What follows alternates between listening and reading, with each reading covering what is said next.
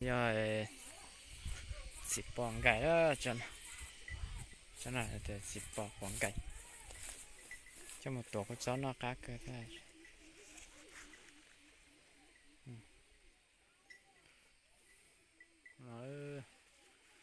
ta tỏ chiยืน10磅ไก่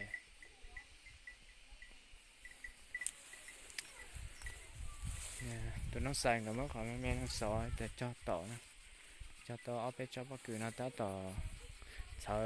วันสวดคือแล้วจะปีว่าปะโอ้สิดูแล้วหรอเจ้าน่ะเจ้าไปถอยกูเจ้าแต่สิมาจังได๋เนาะโอ้เตาเจ้ออส่งไปส่งเนาะอย่ารอเคยจีๆฮะเดี๋ยวใจจ้อเนาะ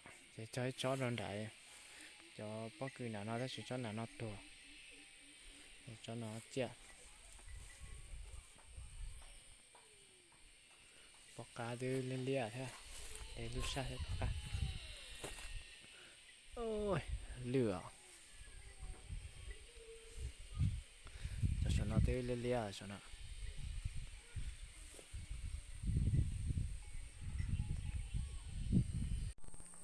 sau cái nó một đôi tỏi giò lầu đấy